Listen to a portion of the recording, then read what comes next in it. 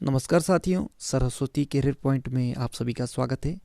हमारा उत्तराखंड का सीरीज चल रहा था और आज उत्तराखंड के सीरीज में चंद राजवंश का दूसरा पार्ट लेके आए हैं, जो आपको एग्जाम फैक्ट की तरह शॉर्ट नोट होगा।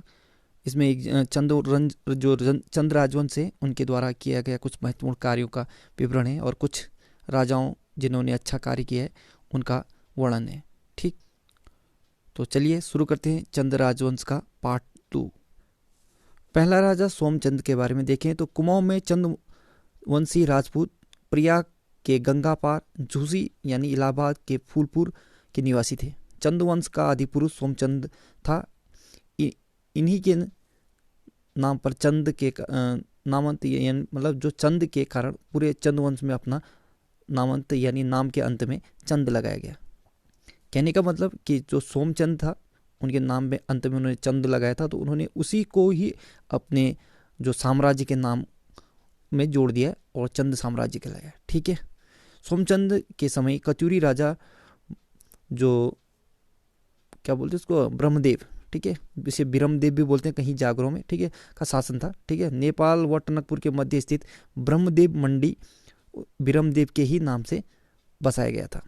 विद्वानों के अनुसार कत्यूरी वंश के अवसान पर चंद वंश की स्थापना हुई, यानी उन्हीं के शासनकाल के अंत में, यानी जब कत्यूरी समाप्त हो रहे थे तो उसी समय यानी अंतिम राजा ब्रह्मदेव की जब अपने पतन की ओर था तो उसी समय यहाँ पर सोमचंद आते हैं और सोमचंद के जो भी मतलब ना योग्यता को देख के जो ब्रह्मदेव थे वो मंत्रमुग्ध हो जाते हैं और उन्होंने वो क्या करते हैं कि उन्हें अपने यहाँ पर अपनी बेटी की शादी करा के यहाँ पर कुछ जागीर दे के उन्हें यहीं पर बैठने के लिए कहता है। और वो यहीं पर फिर सोमचंद एक योग्य शासक था और उन्हें यहीं पे अपना साम्राज्य स्थापित कर लिया। ठीक है, तो आगे देखें इसी में तो विद्वानों के अनुसार कत्यूरी वंश के अवशासन पर चंद वंश की स्थापना हुई। इस प्रकार चंद वंश की स्थापना 1020 से 1025 ईस्वी के मध्य माना गया है। सोमचंद शिव का उपासक था। उसने चंपावती देवी के नाम पर चंपावत को अपनी राजधानी बनाया। और आपको ये चंपावती नदी के नाम से भी है और चंपावती देवी के नाम से भी है। ठीक है, तो ये दोनों याद रख लेना। सोमचंद द्वारा सर्वप्रथम 4 किलेदार नियुक्त किए और वो चारों किलेदारों को चराल कहा जाता था। ठीक है, चंदवंश सर्वप्रथम विजय अभियान दोणकोट के राउत राजा के मध्य प्राप्त किया। कहने का मतलब जो सोमचंद है उन्होंने सबसे पहले जो अपना युद्ध किया था दोणकोट था, दोणकोट के राजा राउत राजा के मध्य से किया था और वहाँ उनसे वो जीत भी गया था। सोमचंद के समकालीन जयदेव मल्ल यानी मल्लवंशी राजा या नेपाल का राजा था। ठीक है, उसके बाद आत्मचंद है, तो ये सोमचंद के बाद आत्मचंद राजा बना था। आत्मचंद द्वारा 20 वर्ष तक राज किया। उसने चंद वंश को यथावत बनाए रखा। जो सोमचंद ने अपना मेंटेन किया था उसी चीज को ही आत्मचंद ने संरक्षित किया। उनके बाद फिर महत्वपूर्ण राजा इंद्रचंद आता है। पूर्णचंद के बाद इंद्रचंद राजा बना था। ठीक है, इंद्रचंद द्वारा रेशम उत्पादन व रेशम के कपड़े बनाने का कार्य प्रारंभ किया था अपने साम्राज्य में। इसके द्वारा नेपाल मार्ग से चीन से व्यापार संबंध स्थापित किए। ठीक है, तो यानी विदेश व्यापार की नीति भी इंद्रचंद ने शुरू किया था। ठीक, रेशम उत्पादन व व्यापार से इसके द्वारा चंद राज्य की श्री में वृद्धि हुई, यानी जो भी उसकी मतलब एक महिमा थी, चंद राज्य वंश का अपना एक दबदबा था, उसमें वृद्धि हुई रेशम के उत्पादन और व्यापार से। ठीक है, इंद्रचंद के बाद क्रमशः संसार चंद, शुद्धचंद, हरिचंद सिंहासनारूढ़ हुए और इनके काल की कोई विशेष घटना का उल्लेख नहीं मिलता है। उसके बाद आता है बीणाचंद। ठीक है, हरिचंद के बाद बीणाचंद राजा बनता है और चंदवंश का अत्यधिक विलासी राजा बीणाचंद है।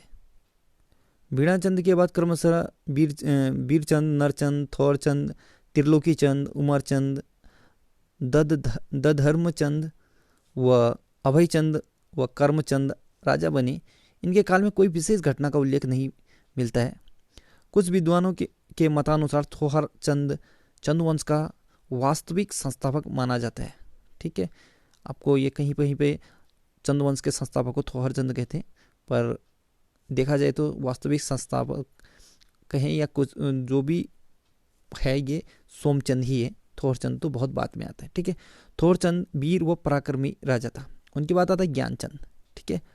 ज्ञानचंद प्रथम तो कर्मचंद के 1 वर्ष राज करने के बाद वह मनकोटी के राजा के पास चला गया, जिसके उपरांत ज्ञानचंद प्रथम सिंहासनारूढ़ हुआ। चंदवंश का पहला शासक था जो दिल्ली के सुल्तान फिरोज शाह तुगलक के दरबार में भेंट लेकर गया। तो यहाँ पर देखो ज्ञानचंद प्रथम तुगलक वंश में के राजा से मिलने जाने वाला प्रथम चंद राजा है, ठीक है। और ये किससे मिला था? फिरोज शाह तुगलक। कहीं पर आपको ये मोहम्मद तुगलक को भी बोलते, पर टाइम पीरियड को देखा जाए तो फिरोज शाह तुगलक है, ठीक है। सुल्तान ने इसे गरुड़ की उपाधि दी थी। तो गरुड़ ज्ञानचंद है, वो यही ज्ञानचंद प्रथम है। और ज्ञानचंद प्रथम को ही गरुड़ की उपाधि फिरोज शाह तुगलक या तुगलक ने दिया था, ठीक है। वह गरुड़ेश्वर विष्णु का उपासक था, ठीक है। तो एक क्वेश्चन ये भी बनता है कि कौन सा चंद शासक विष्णु का गरुड़ेश्वर विष्णु का उपासक था? तो ये गरुड़ ज्ञानचंद, ठीक है, या ज्ञानचंद प्रथम। संभवतः इसका राजकीय चिन्ह गरुड़ था। तो जैसे चंद्रवंश के राजकीय चिन्ह गाय था, लेकिन गरुड़ ज्ञानचंद ने अपना राजकीय चिन्ह गरुड़ को बनाया था, ठीक है। इसके उपरांत हरिचंद, द्वानचंद, आत्मचंद ने राज किया और इनके काल का कोई महत्वपूर्ण विवरण नहीं है। इनके उपरांत विक्रमचंद राजा बना। इसके काल के 2 ताम्र लेख प्राप्त हैं। विक्रमचंद के बाद धर्मचंद राजा बना। धर्मचंद के बाद 1437 ईस्वी में भारती चंद राजा बना। 40 साल तक राज किया इन्होंने, ठीक है। कहीं पर ये 45 साल भी दर्शाता है, पर आप समय के हिसाब से इसे मेंटेन कर लेना कि ऑप्शन क्या दे रहा है, ठीक है। चंद्रवंश की श्री वृद्धि इसी के काल में हुई, यानी भारतीय चंद के समय ही चंद्रवंश का बहुत सारा विकास हुआ, ठीक है। साम्राज्य में वृद्धि हुई। वीर वो साहसी राजा था। इससे पहले चंद राजा डोटी नेपाल के मल्ल के अधीन थे और उन्हें कर दिया करते थे, यानी नेपाल के राजाओं को कर दिया करते थे चंद, ठीक है। भारतीय चंद के सीमावर्ती मल्ल राजा यक्षमल और जयमल था, यानी कहने का मतलब समीपवर्ती जो भारतीय चंद था इसके समय से, यानी जो नेपाल में राजा था वो यक्षमल और जयमल था, ठीक है। तो ये दोनों एक भी होते हैं या 2 अलग अलग भी हो सकते हैं। कहीं पर इनको अलग अलग बताया है, यक्षमल और जयमल अलग अलग थे, और कहीं पर ये दोनों एक ही हैं बताया गया। तो ये याद रखना। भारतीय चंद ने समाज के सभी वर्गों को मिलाकर एक सेना बनाया और नेपाल पर हमला कर दिया, ठीक है। नेपाल में इसने 12 वर्षों तक घेरा डाला और 12 वर्षीय युद्ध भारतीय चंद ने नेपाल के विरुद्ध किया था, ठीक है, और मल्ल राजा को पराजित किया इस युद्ध में। इस प्रकार डोटी के अधिपत्य से चंद को मुक्ति मिली। तो यह जो डोटी के राजा या नेपाल के राजा के जो अधीन थे चंद, उनसे मुक्ति किसने दिलाई? तो भारतीय चंद ने, ठीक है, 12 वर्षीय युद्ध के द्वारा। और इसने सभी जातियों को मिलाकर एक सेना बनाया था, संगठित सेना। मल्ल राजा शोभामल ने चंदों से वैवाहिक संबंध स्थापित कर अपनी पुत्री का विवाह बालो कल्याण चंद से किया था, ठीक है। तो शोभामल ये एक मल्ल राजा था और इसने चंदों के साथ वैवाहिक संबंध स्थापित किया, ठीक। कल्याण चंद के पुत्र रुद्रचंद ने चंद राजा हरिचंद को पराजित कर विजय के उपलक्ष्य में 1590 ईस्वी में थल में एक शिव मंदिर की स्थापना किया है, ठीक है। तो थल जो पिथौरागढ़ राज्य में है, माफ कीजिए पिथौरागढ़ जिले में स्थित है, तो वहाँ पर थल में शिव मंदिर किसने बनाया था? तो ये हरिचंद ने बनाया था, ठीक है। और ये किसका पुत्र था? कल्याण चंद का। भारतीय चंद के बाद उसका पुत्र रत्नचंद राजा बना, जो 11 वर्ष तक राज किया इन्होंने, ठीक है। अपने पिता के शासनकाल में वह कई युद्धों पर कीर्ति अर्जित कर चुका था। जितना भी रुद्रचंद ने, माफ कीजिए भारतीय चंद ने युद्ध किया नेपाल या अन्य जगह पे, उनमें सभी जगह पर पुत्र रत्नचंद का बहुत बड़ा योगदान था, ठीक है। और उन्हीं की इसी यश कीर्ति से रुद्र मतलब भारतीय चंद बहुत प्रसन्न थे और उन्होंने उसे राजा बना दिया, ठीक। उनके बाद फिर कीर्तिचंद राजा बनता है। रत्नचंद के बाद उसका पुत्र किरातीचंद या कीर्तिचंद राजा बनता है, ठीक है। और रत्नचंद ने वृद्धावस्था के कारण कीर्तिचंद को राजकाज सौंपा, यानी अपने जीते जी अपना राजकाज सौंप दिया था अपने पुत्र कीर्तिचंद को, ठीक है, रत्नचंद ने। कीर्तिचंद के बाद प्रतापचंद, ताराचंद, माणिकचंद, कल्याणचंद, पूर्णचंद व भीष्मचंद राजा बना। ताम्रपत्रों के अनुसार कल्याण चंद को महाराजाधिराज कल्याण चंद्र देव कहा गया है। यह भीष्मचंद का उत्तराधिकारी था। भीष्मचंद द्वारा प्रदत्त ताम्रपत्रों का जीर्णोद्धार भी कल्याण चंद ने कराया था। ठीक है। चंद वंश की राजधानी चंपावत से अल्मोड़ा स्थानांतरित भी इन्होंने किया था। किसने? ये भीष्मचंद ने, और बसाया था कल्याण चंद ने। ठीक। और ये भीष्मचंद ने चंपावत से राजधानी अल्मोड़ा बनाने के लिए पूरा का पूरा सेटलमेंट किया था, और पूरी तरह से जो राजधानी को अल्मोड़ा में शिफ्ट किया था कल्याण चंद ने। ठीक। तो ये याद रखना, ये थोड़ा सा कहीं भी आगे पीछे देखने को मिलता है इसमें। फिर रुद्रचंद की बारी आती है, तो कल्याण चंद के बाद उसका यशस्वी पुत्र रुद्रचंद राजा बनता है। बालो कल्याण चंद के बाद राजा बना, 32 वर्ष तक शासन किया था इसने। ठीक है। और यह मुगल सम्राट अकबर का समकालीन था। कौन? रुद्रचंद। ठीक। प्रारंभ में स्वतंत्र शासक बना, बाद में यह अकबर के अधीनता स्वीकार कर ली। तो ये याद रखना कि मुगलों की अधीनता स्वीकार करने वाला जो राजा था वो रुद्रचंद था। पहले तो ये स्वतंत्र रहा और बाद में क्या कर दिया, अकबर की स्वाधीनता स्वीकार कर ली। इसके शासनकाल में हुसैन खान ने तराई पर आक्रमण किया। तो जो तराई क्षेत्र हमारा ये भाबर का क्षेत्र, उधम सिंह नगर वाले क्षेत्र पे पड़ता है, टनकपुर से मैदानी वाले भाग में। तो यहाँ पर हुसैन खान टुकड़िया नाम है इसका। तो इसने जब आक्रमण किया तो रुद्रचंद के शासनकाल में, तो इससे निपटने के लिए इसने मुगलों से संधि की थी। ठीक है। तराई पर आक्रमण कर हुसैन खान को पराजित कर रुद्रचंद ने रुद्रपुर नगर की स्थापना की। ठीक है। तो ये एक क्वेश्चन ये भी बनता है कि रुद्रपुर नगर की स्थापना किसने की? रुद्रचंद ने। बिना अकबर की अनुमति के रुद्रचंद ने तराई पर आक्रमण कर हुसैन खान को पराजित किया। उसके इस कृत्य से अकबर रुष्ट न हो, इस कारण उसने अकबर को तिब्बती याक व कस्तूरी मृग की खाल भेंट की। अकबर ने भी उसे 84 माल परगना भेंट दी दिया। ठीक है। तो ये जो तराई का भाग, मैदानी भाग है, इसे 84 माल कहा जाता था। ठीक है। 9 लाख माल और या 84 माल। ठीक।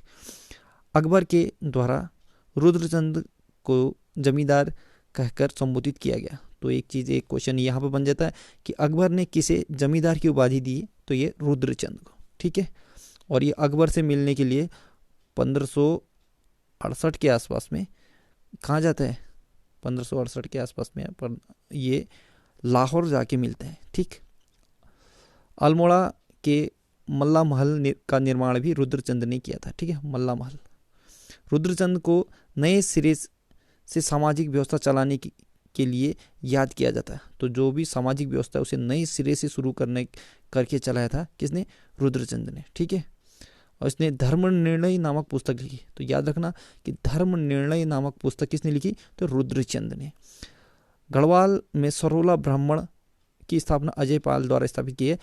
उसी की तरह यानी गढ़वाल के सरोला ब्राह्मणों की ही भांति कुमाऊं में भी चौथानी ब्राह्मणों की एक मंडली बनाई थी रुद्रचंद ने। चौथानी ब्राह्मणों के नीचे तिथानी व उनके नीचे हलिया ब्राह्मणों की मंडली बनाई थी। ठीक है। ओले पड़ने पर थाली बाजार को ओली ब्राह्मणों का वर्ग बनाया था। यानी जो भी ओले पड़ते थे उनको आगाह करने के लिए थाली बजाने वाले को ओली ब्राह्मण कहा जाता था। अनाज का छठा भाग वसूलकर राजधानी पहुंचाने के लिए केनी खसों का कार्य निर्धारित किया। तो केनी और खस ये एक कृषि मजदूर होते थे। ठीक। और अनाज का छठा भाग कर के रूप में लिया जाता था। घरों में कार्य करने वाले नौकर नौकरानियों को छोड़िया नाम इसी के समय पड़ा था। और शेष समस्त जनता का नाम पौड़ी 15 बिस्वा रखा था। जहाँ पर जो पूरी जनता है उनको पौड़ी 15 बिस्वा कहा जाता था। और जो महल में यानी जो घर में नौकर नौकरानी होती थी उन्हें छोड़िया नाम दिया था रुद्रचंद के समय। रुद्रचंद के पश्चात 1597 में उसका पुत्र लक्ष्मी चंद राजा बना। मानवोदय काव्य में लक्ष्मी चंद को लक्ष्मण कहा गया है। लक्ष्मी चंद के बड़े भाई का नाम शक्ति गोसाई था जो जन्म से ही अंधा था। ठीक है। प्रशासन का वास्तविक संचालन शक्ति गोसाई करता था। जो भी चंदवंश का प्रशासन था उसका पूरा का पूरा संचालन लक्ष्मी चंद ये शक्ति गोसाई करता था। ये बहुत ही प्रशासनिक कार्य या जितने भी प्रणालियाँ हैं इन्होंने बनाई थी चंद काल में। ठीक। न्यायवाली और बिष्ठली नामक कचहरी की शक्ति गोसाई ने बनाया था। ये न्यायवाली यानी न्याय के लिए और बिष्ठाली मतलब जहाँ पर अपनी वाद विवाद करके न्याय प्राप्त किया जा सकता है। इस तरह से 2 कचहरियाँ बनाई थी और ये शक्ति गोसाई ने बनाई थी। ठीक है। और ये शक्ति गोसाई लक्ष्मी चंद का बड़ा भाई था। लक्ष्मी चंद को एक महान निर्माता माना जाता है, ठीक। और कहीं इसे अगर देखा जाए तो लक्ष्मी जो लखुली विराल भी कहते हैं, ठीक। उनके द्वारा जीर्ण शीर्ण मंदिरों का जीर्णोद्धार किया था। तो इन्हें महान निर्माता क्यों कहा जाता है लक्ष्मी चंद को? इन्होंने जितने भी अभी तक जीर्ण शीर्ण पुराने टूटे मंदिर थे उनका जीर्णोद्धार कराया और उनका मरम्मत कराया, ठीक है। इसलिए बागेश्वर बागनाथ मंदिर का निर्माण 1602 में लक्ष्मी चंद ने ही किया था। लक्ष्मी चंद के मृत्यु के बाद उसका पुत्र दलीप चंद राजा बना। ये मात्र 3 साल राज करता है, ठीक है। और कोई महान कार्य नहीं है इनके 3 वर्षों में इन्हें कोई विशेष ख्याति नहीं मिली। सिर्फ गंगोली के पंत व उपरीतियों के द्वंद्व सुलझाने में रहा, ठीक है। और 1624 में दलीप चंद की क्षय रोग से मृत्यु हो गई। तो याद रखना कि चंद वंश का वह राजा जो क्षय रोग से मृत्यु को प्राप्त हुआ तो वो थे दलीप चंद, ठीक है। फिर उसके बाद विजय चंद राजा बनता है, ठीक है। दलीप चंद की मृत्यु के बाद विजय चंद राजा बना। राजा आलसी होने के कारण असली सत्ता 3 षड्यंत्रकारी कार की जो संग्रामकार की पीरू गोसाई और विनायक भट्ट के हाथों में आ गए, ठीक है। तो इसे सीधे शब्दों में कहा जाए तो चंद वंश का आलसी राजा तो ये था विजय चंद, ठीक है। इसके बाद तिरमल चंद राजा बनता है। तिरमल चंद जैसे ही राजा बनता है वो कार्की बोरा को मरवा देता, संग्राम कार्की को मरवा देता है, विनायक भट्ट को अंधा करवा देता है और पीरू गोसाई को पीरू गोसाई जो इसके राजा के भय से आत्महत्या कर लेता है, ठीक है। तिरमल चंद व गढ़ शासक महपति शाह के मध्य एक मैत्रीपूर्ण युद्ध हुआ था, ठीक। अपने पापों के प्रायश्चित के लिए महपति शाह ने युद्ध में लड़ते हुए तिरमल चंद से मृत्यु हेतु रण भिक्षा मांगी थी, ठीक। तो ये जो महपति शाह है इन्होंने नागा साधुओं की आंखें निकलवा दी थी। जब इन्हें पता चला कि रघुनाथ मंदिर में कि अरे मैंने बहुत बड़ा पाप कर लिया, तो इन्हें लगता है कि अब मुझे मरना चाहिए, तो अब आत्महत्या भी नहीं कर सकता था। इसलिए एक सम्मानजनक मृत्यु के लिए ये अपने मित्र ही तिरमल चंद से युद्ध करने के लिए अपने रण में मृत्यु की भिक्षा मांगते हैं कि कहता है कि भैया मेरे पे तुम युद्ध करो और मुझे मरना है, कुछ इस तरह से। इनकी बहुत बड़ी कहानी है, कभी देखेंगे इसमें भी, ठीक है। उसके बाद बाज बहादुर चंद राजा बनता है। तिरमल चंद की मृत्यु के बाद बाज बहादुर चंद राजा बना। बाज बहादुर चंद तोहफे के साथ शाहजहां के दरबार में गया, ठीक है। तो मुगल दरबार में यानी जो शाहजहां था अकबर के बाद उसका पुत्र, तो उससे मिलने वाला राजा था बाज बहादुर चंद, ठीक है। बाज बहादुर चंद ने शाहजहां की तरफ से युद्ध में भाग लिया उसे और युद्ध में ख्याति अर्जित की। शाहजहां ने बाज बहादुर चंद को बहादुर की पदवी दी।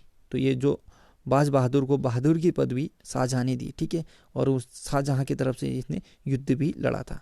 बाज बहादुर की बहादुरी से खुश होकर शाहजहां ने बहादुर को तराई बाबर उपहार में दे दिया। तो जो भी हमारे नौलखा माल वाला तराई बाबर का क्षेत्र था उसको बचाने के लिए इन्होंने मुगलों से आपके तुगलकों से मतलब संधि करती रही इन लोगों से, सब लोगों के साथ मतलब ना एक मैत्री संबंध, जो शक्तिशाली साम्राज्य थे उनके साथ मिलजुल के रहते रहे, ठीक है। इसके बाद बाज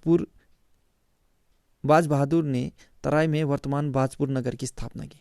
तो जैसे आपने देखा रुद्रचंद ने रुद्रपुर की स्थापना की, तो बाजपुर की स्थापना बाज बहादुर चंद ने की थी, ठीक है। 1670 में बाज बहादुर चंद ने तिब्बत पर आक्रमण कर तकला किले पर अधिकार किया। तो जो आजकल तकला कोट है तो उसी को तकला किला था वहाँ पे, और उस पर आक्रमण करके अधिकार कर जीत लिया था। तो बाज बहादुर चंद ने कब? 1670 में। तो ये क्वेश्चन बनेगा कि बाज बहादुर चंद ने तिब्बत युद्ध कब किया या तिब्बत पर आक्रमण कब किया? तो ये 1670 ईस्वी में। बाज बहादुर चंद के बाद उद्योग चंद राजा बनता है 1678 से 98 के बीच में। 1678 में बधाड़ किले पर कब्जा किया इन्होंने, ठीक है। जैसे ही राजा बना तुरंत गढ़वाल पर बधाड़गढ़ पर आक्रमण किया और उसे जीत लिया। बधाड़ के युद्ध में सेनापति मेसी साहू मारा गया। नेपाल की ग्रीष्मकालीन राजधानी अजमेरगढ़ पर भी कब्जा किया उद्योग चंद ने, ठीक है।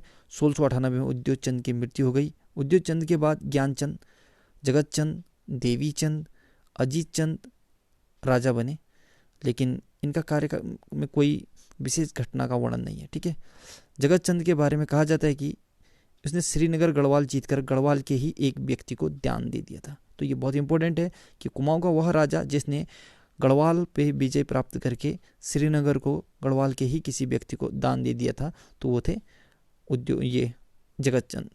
ठीक है, और आपको एक चीज़ बताता हूँ यहाँ पे, देवी चंद, ये इसको कहते हैं कुमाऊं का तुगलक कहते हैं, और गढ़वाल का तुगलक श्याम शाह को कहते हैं। ठीक है, तो बस ये अपने आडंबरों में रहे।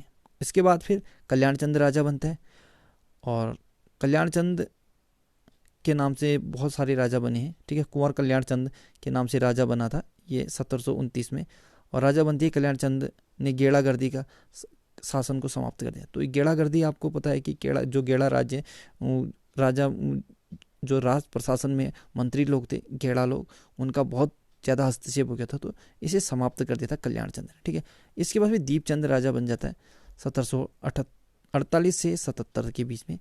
तो कल्याण चंद की मृत्यु के बाद नाबालिग दीपचंद राजा बना। दीपचंद के नाबालिग होने के उपरांत वास्तविक संस्था यानी सत्ता शिवदत्त के हाथ में पड़ गया था, और पानीपत के तृतीय युद्ध यानी 1761 के समय अहमद शाह अब्दाली की तरफ से कुमाऊं सेना हरिराम जोशी व बीरबल नेगी के नेतृत्व में लड़ी थी। कहने का मतलब कि पानीपत के तृतीय युद्ध के समय दीपचंद राजा था, और इसने कुमाऊं से भी सेना गई थी इस युद्ध में प्रतिभाग करने, जो अहमद शाह अब्दाली की तरफ से लड़ी थी। ठीक है, दीपचंद ने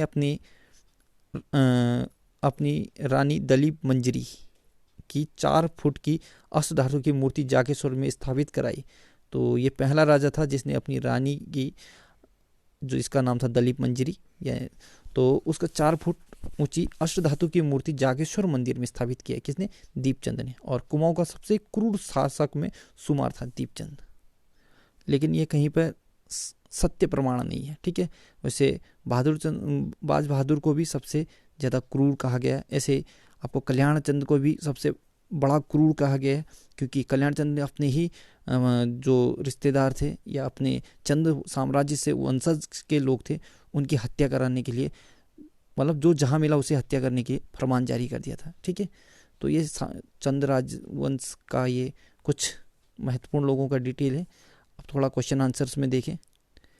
चंद वंश का अंतिम शासक कौन था? तो ये महेंद्र चंद था। कुमाऊं का मोहम्मद बिन तुगलक किसे कहा जाता है? तो ये देवी चंद। ठीक है, बाजपुर नामक शहर की स्थापना किसने की थी? तो बाज बहादुर चंद ने। किस चंद शासक ने अपने दरबार को मुगल दरबार जैसा बनाने का प्रयास किया था? तो ये बाज बहादुर चंद ने। ठीक है, जो अपना दरबार था वो डिट्टो मुगल दरबार की तरह ही स्थापित करने का प्रयत्न किया था ये बाज बहादुर चंद ने। किस चंद राजा को बड़ा अत्याचारी राजा कहा गया? तो ये बाज बहादुर चंद को। ठीक है, बाज बहादुर चंद का छाया चित्र कहाँ स्थित है? तो न्यूयॉर्क स्थित ब्रुकलिन म्यूजियम में। तो ये क्वेश्चन बहुत इंपॉर्टेंट होता है। न्यूयॉर्क स्थित ब्रुकलिन म्यूजिक, यानी जो ब्रुकलिन म्यूजिक का है न्यूयॉर्क में, तो यहाँ पर किस चंद राजा का छाया चित्र है? तो ये बाज बहादुर चंद का। किस चंद राजा ने शकों तथा हुणियों यानी हुणिया मतलब तिब्बतियों को 1617 में सिरती नामक कर लगाया? तो बाज बहादुर चंद ने। इन्होंने क्या किया? जो हुणिया यानी जो तिब्बत के लोग थे उन पर विजय प्राप्त की और ताकला का किला जीता था। ठीक है, और ये सौका है, इन लोगों पे इन्होंने कर लगाया था। ठीक है, सिरती नामक कर, और ये 1617 की बात है। किस चंद शासक ने पिथौरागढ़ में एक हथिया देवाल बनाया था? तो बाज बहादुर चंद ने। ठीक है, ये इसी के काल में, और ये जगन्नाथ मिस्त्री और उसकी बेटी कस्तूरी के बाद जो एक हथिया नौला बनाया है वो इसी घटना की बात है। ठीक है, किस चंद शासक ने कैलाश मानसरोवर के लिए गूंठ की भूमि दान दी थी? ये तो बाज बहादुर चंद ने 1673 में। अल्मोड़ा का मल्ला महल किसने बनाया था? तो कल्याण चंद ने। जीर्णोद्धार करने की बात है या पूर्ण बनाने की बात है, लेकिन शुरुआत उसने दूसरे राजा ने किया था। चंदवंश के समय जमीन के मालिक को क्या कहा जाता था? तो थातवान कहा जाता है। चंदवंश की इष्ट देवी है नंदा देवी। जागेश्वर मुख्य मंदिर के अंदर किस राजा की मूर्ति है? तो दीपचंद की। 36 रकम 32 कलम क्या था? तो ये एक प्रकार का कर है जो चंद शासकों ने लगाया था। चमोली के थराली से नंदा देवी की स्वर्ण प्रतिमा चुराकर अल्मोड़ा में स्थापित किया था। ज्ञानचंद द्वितीय ने चुरा कर, ये युद्ध से जीत गया था तो वहाँ से उठा कर लाया था ये, ठीक है, चुरा कर नहीं, उठा कर होना चाहिए। किस चंद शासक के शासनकाल को उत्कर्ष काल कहा जाता है? तो ये ज्ञानचंद द्वितीय के। कुमाऊं का स्वर्ण काल किस चंद शासक के काल को कहा जाता है? तो जगत चंद के काल को, ठीक है। बरम ताम्रपत्र से महाराजा कुमार व श्री देव सिंह गोसाई जी कहा गया है, तो देवी चंद को। महाराजा कुमार भी देवी चंद को कहा गया है और देव सिंह गोसाई जी भी ये देवी चंद को ही कहा गया। रोहिल्ला का आक्रमण किस चंद शासक के समय हुआ था? तो कल्याण चंद द्वितीय के समय। अल्मोड़ा में चौमहा महल का निर्माण किस चंद शासक ने बनाया था? तो ये कल्याण चंद द्वितीय ने, चौहमा महल। मोहम्मद शाह रंगीला को भेंट किस चंद शासक ने भेजी थी? तो कल्याण चंद द्वितीय ने, ठीक है, ये मुगल वंश के समय की बात है। किस चंद शासक ने जुआरियों पर टैक्स लगाया? तो ये जगत चंद ने, ठीक है, इसके काल को स्वर्ण काल भी कहा जाता है चंद का। किस चंद शासक ने गोरखाओं की शीतकालीन राजधानी पर आक्रमण किया था? तो उद्योग चंद ने गोरखाओं की शीतकालीन राजधानी पर आक्रमण किया था। गड़रिया ताम्रपत्र में किस चंद शासक को महाराजा कुमार युवराज कहा गया? तो बाज बहादुर चंद को। अकबर ने किस चंद शासक को 84 माल परगना भेंट किया? तो रुद्रचंद। सोमचंद गोरखा राजा जयमल को कर देते थे। इन गोरखा राजाओं को क्या कहा जाता? रैका। कुमाऊं में एपड़ कला की शुरुआत किसने की थी? जो एपड़ कला है, जो आजकल एपड़ बोलते हैं, तो ये सोमचंद के समय शुरू हुआ था, ठीक है। सोमचंद का पुत्र था आत्मचंद। चंदवंश का बिलासी राजा बीणाचंद था। चंदवंश का संस्थापक थोहरचंद 1216 के समय से कहा जाता है, ठीक है। लेकिन ये सोमचंद, इसको सोमचंद, आधे लोग सोमचंद को मानते हैं और आधे लोग थोहरचंद को मानते हैं। ये तो इतिहासकारों का अपना अपना डिटेल है, पर वास्तविक तौर पे देखा जाए तो सोमचंद ही चंदवंश का संस्थापक है, ठीक है। पर आपको एग्जाम में दोनों में ऑप्शन देना, अगर सोमचंद नहीं है तब आप थोहर में टिक लगा सकते हैं। पहला चंद शासक जिसने सौर क्षेत्र पर अधिकार किया था तो ज्ञानचंद, गरुड़ ज्ञानचंद ने, सौर पिथौरागढ़ में, ठीक है। वह प्रथम चंद शासक ने डोटी के शासकों से निजात दिलाई थी तो भारती चंद ने। चंद वंश का प्रथम स्वतंत्र शासक भारती चंद था। सोमचंद का विवाह किस कचूरी शासक की पुत्री से हुआ था? तो ब्रह्मदेव की पुत्री से, सोमचंद का, ठीक है। सोमचंद उपासक था शिव का। सोमचंद ने अपनी प्राथमिक राजधानी कहाँ बनाई? चंपावत में। सोमचंद ने 4 किलेदार नियुक्त किए थे, उनका नाम था कारकी, बोरा, तड़ागी, चौधरी। इन्हें चराल कहा जाता था। चंदवंश का राजकीय चिन्ह था गाय, यह सोमचंद ने बनाया था।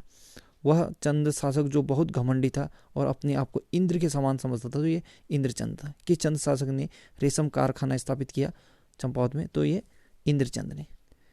ज्ञानचंद को गरुड़ की उपाधि किसने दी थी? तो ये फिरोज शाह तुगलक ने। चंपावत में राजबुंगा किला किसने बनाया था? सोमचंद ने। ज्ञानचंद किसका उपासक था? तो ज्ञानचंद, गरुड़ ज्ञानचंद या गरुड़ ये विष्णु का। चंदवंश वह चंद शासक जिसने डोटी पर 12 वर्ष तक घेरा डाला था, भारती चंद।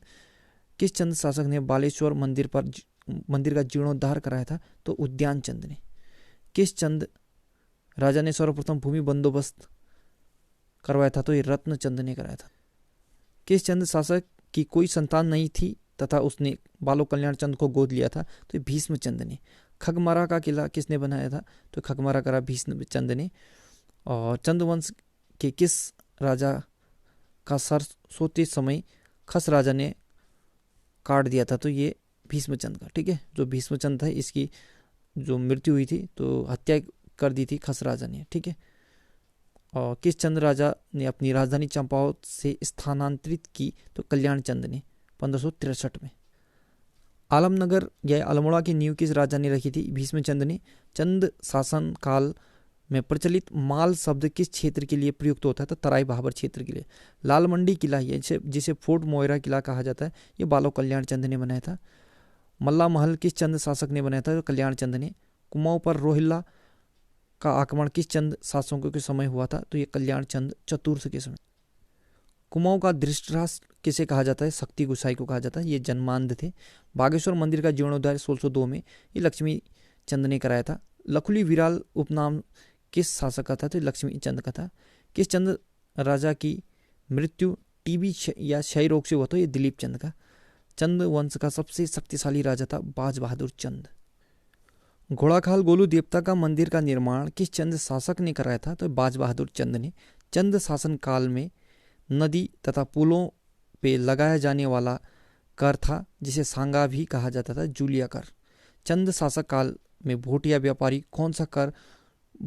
से कौन सा कर वसूला जाता था? तो ये सिरती कर, ये नगद रूप में लिया जाता था।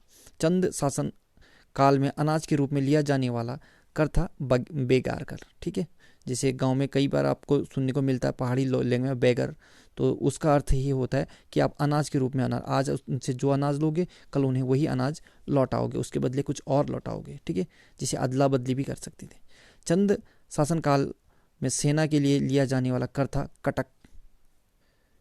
चंद शासन काल में राजा के सेवकों के लिए लिया जाने वाला कर था शुल्क। राजा के सेवकों के लिए शुल्क कर लेते। चंद शासन काल में हर परिवार पर लिया जाने वाला कर था मोकर। चंद शासन काल में राजा के नर्तकों और नर्तकियों के लिए लिया जाने वाला कर था बजनिया कर। चंद शासन काल में घराटों पे लिया जाने वाला कर था भाग कर। जो भी आटा पीसने के घराट होते उनसे भाग कर लिया जाता था। चंद शासन काल में न्याय पाने के लिए लिया जाने वाला कर था न्यावाली। ठीक, न्यावाली कर न्याय पाने के लिए लिया जाता था और ये न्यावाली विष्टाली प्रथा शक्ति गोसाई ने बनाया था। चंद शासन काल में कामगारों के लिए लिया जाने वाला कर था मिजारी कर। चंद शासन काल में घी बेचने वालों से लिया जाने वाला कर था घी कर। सूती एवं ऊनी वस्त्रों के बुनकरों से लिया जाने वाला कर था टान या टाड कर। किसानों से लगान वसूल करने वाले व सयानों को दिए कर था कमीनचारी। चंद शासन काल में युद्ध के समय लिया जाने वाला कर था मांगा कर। तो साथियों, चंद वंश का ये कुछ फैक्ट और क्वेश्चनों का सीरीज यहाँ पे समाप्त होता है। और दोनों पार्टों में जितना भी आपको कंटेंट प्रोवाइड किया जा रहा है, उम्मीद करता हूँ कि आपके एग्ज़ाम के लिए सफिशिएंस होगा और इससे आपको किसी भी एग्ज़ाम में किसी तरह की समस्या नहीं होगी। सो गुड लक, आपका दिन शुभ हो। पढ़ते रहिए, मेहनत करते रहिए और अपनी सफलता को आगे बढ़ाते रहिए। और उम्मीद करता हूँ कि आप लोगों को अच्छा लग रहा होगा और आपसे अनुरोध भी करता हूँ कि आप चैनल को अपने दोस्तों को शेयर करें और ज़्यादा से ज़्यादा लोगों को जुड़ने के लिए आग्रह करें। आपके व्हाट्सएप के माध्यम से इसे सभी लोगों को शेयर करें और जितनी जल्दी ज़्यादा से ज़्यादा लोग होंगे उतना से मन भी करता है कि ज़्यादा उनके लिए और अच्छा सा प्रोग्राम बनाऊं और ज़्यादा लोगों को और अच्छा कंटेंट प्रोवाइड करूं। ये हमारा प्रयत्न रहता है।